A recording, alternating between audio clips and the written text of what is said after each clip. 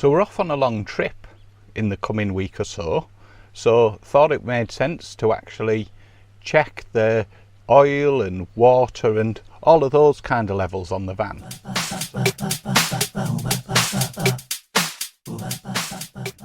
So let's get started. So first thing we need to do is open the bonnet.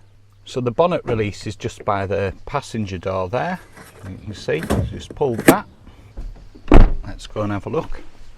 And to release the bonnet, just go under here. Oil goes in here, and let's just find the dipstick. Here's the dipstick, so we'll go and get a bit of cloth and we'll check the oil level. Right, so let's pull the dipstick out. There we go. And then let's just give it a rub, pop it back in. When you can see the oil filler cap there, it's the dipstick's just beside it with the little red pulley thing. Let's have a look. And we're about, probably got about just over a third in, so that needs a little bit of oil in there. So let's pop that back in.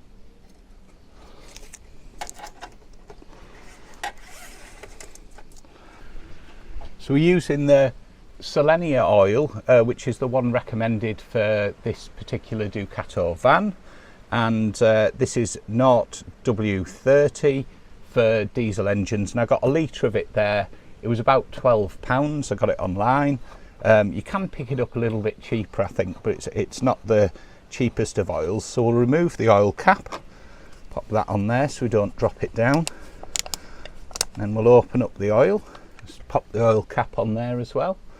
Let's pop some oil in carefully now. The tricky bit. Don't dribble it all over the shop.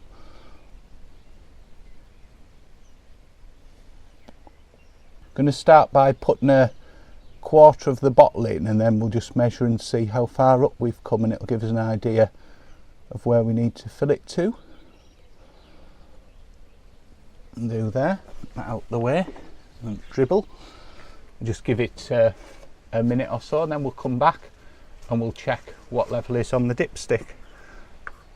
Just pop that on there so that we don't get any dust in while we're waiting. Right, let's check it now, see where we are level wise. Give it a wipe off again. There we go.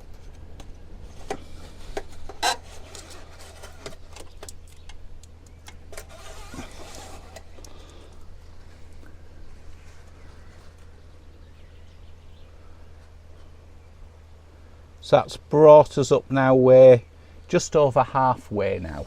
So just put a little bit more in. Just going to double check that just before we go too mad. You don't want to overfill it.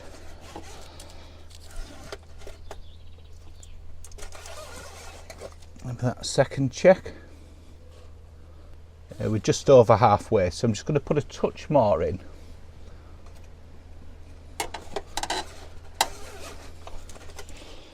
Much easier to pour this time with a little bit out.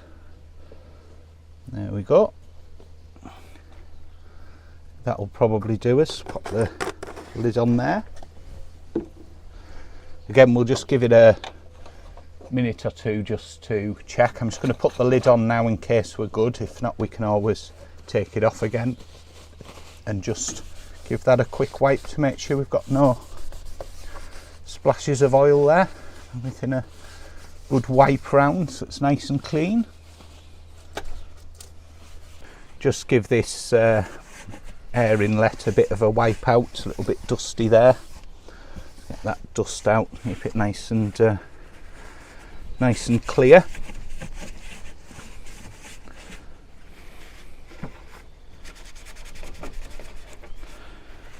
Nice and clean there.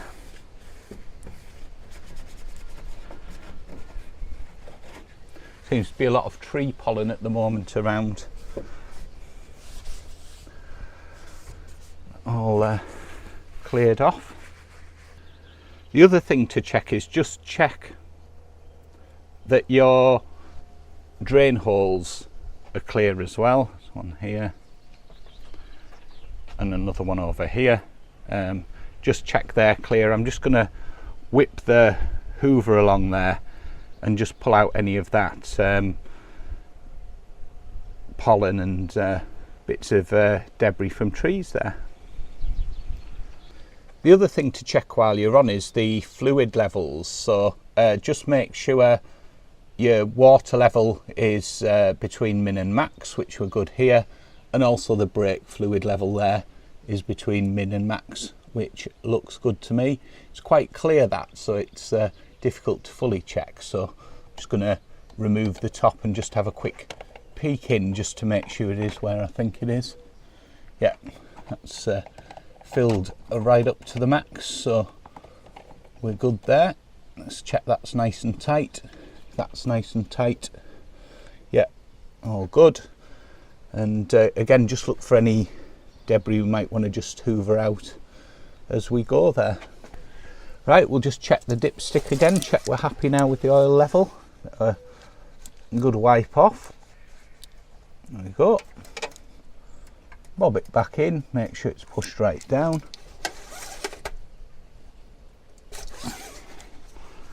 Have a look now. Yes, that's probably 95%, 98% maybe now with oil in, so happy with that. And there we're done. That's the oil checked, so I'm just going to give a quick hoover along now just to get that pollen out, and then I think we're good to go. So what we're going to do now is just fill up the water here. You can actually pull this up like so, just to make it a bit easier to fill the water there. Let's put there, there's a little gauze in as well, so we'll fill that up with water now, and that's full, so didn't need too much in there. That's just for the windscreen washers basically. That then pushes back in like so, and then we can just bob the top back on, and that's done. It's the water topped up as well. Just going to double check all these caps are tight again.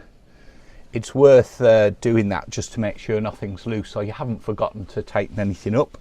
If you've got a memory like mine, if you saw the one with the coming off the chocks, you do need to double check everything and just mop up that spilled water we had there. Just give everything a quick wipe off, and then I think we're good here. Just double check there's nothing else. Just a quick visual check to make sure nothing's coming loose or anything of concern.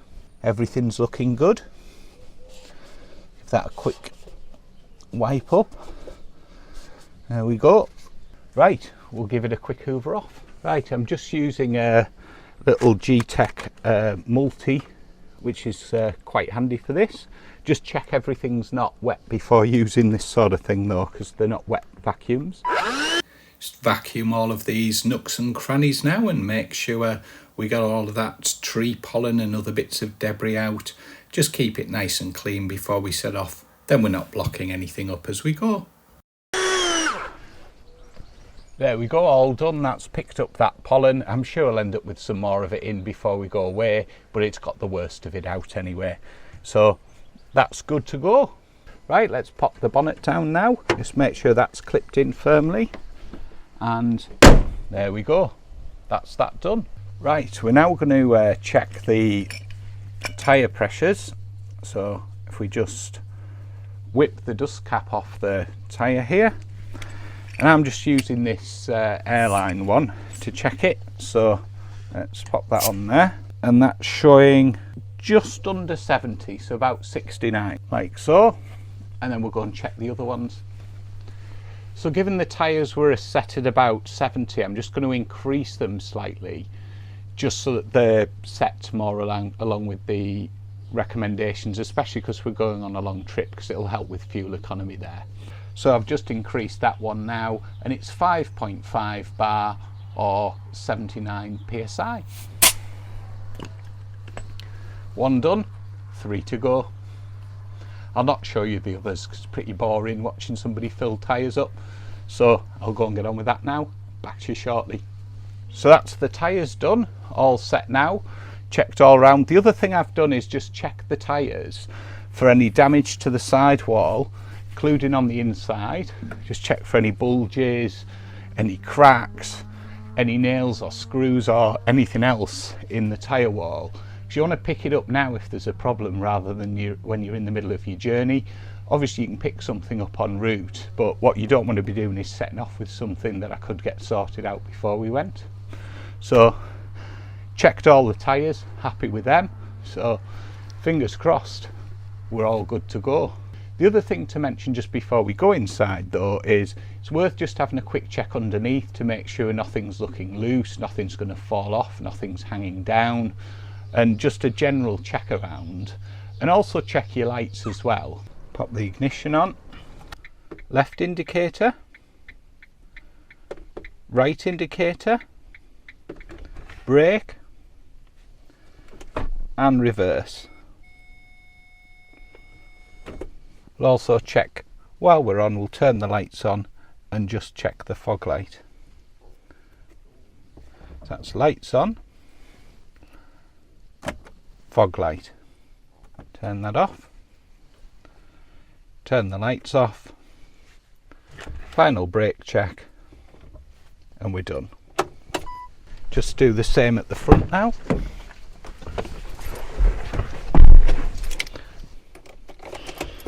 So lights on,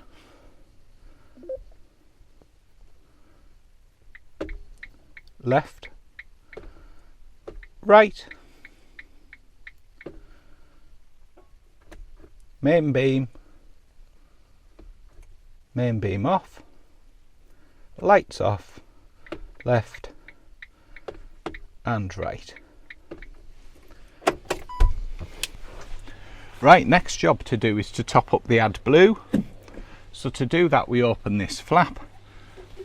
Just move you around here a bit. So just down here we're going to unlock the diesel cap with the key, and that'll just hang on there while we do that, and then we're going to lift the protector off for the AdBlue. We'll open up the AdBlue, and I got this funnel to fill up the AdBlue. That just pops in there like so. We've got the AdBlue solution. So what we're going to do now is just put some in through the funnel.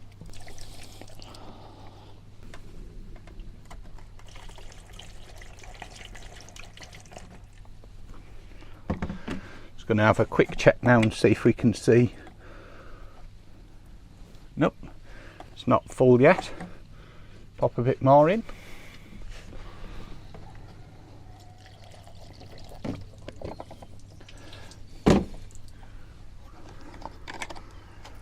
Right, so we need to get the spillage wiped off here. So I'm going to pop the cap on. I'm just going to hose it off. There we go, we've got that nicely cleaned up now and got the AdBlue off the paintwork. Right, we'll just give it a quick wash off, just to get any of the muck off it. Certainly not to the standard of yours, Tim, that's for sure. But it's cleaner. So let's crack on. If there's anything you think I've missed, please let us know in the comments, because there's always something new to learn in this, or an easier way to do it, or something you missed that you should really be checking. So please do let us know in the comments below. Also managed to clear off that spilt AdBlue, because it's really important that you remove that, because it can damage the paintwork if you don't. All good? Right, so last couple of things to check is we need to check how much fuel we've got before we set off, so we'll do that now, and also check the gas level, and I know that's a bit low, so let's just have a quick look and see how much we've got in, because we'll likely need to top that up on the way. There we go, not much gas in there, so there you can see next to nothing left in there, so definitely needs topping up.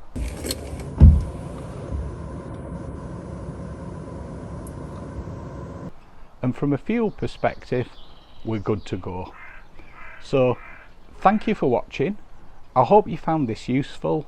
Again, if you can think of anything else that we should be checking before we go on a long journey, let us know in the comments below. Thank you for watching. I hope you found this useful, and I'll catch you on the next one. Bye.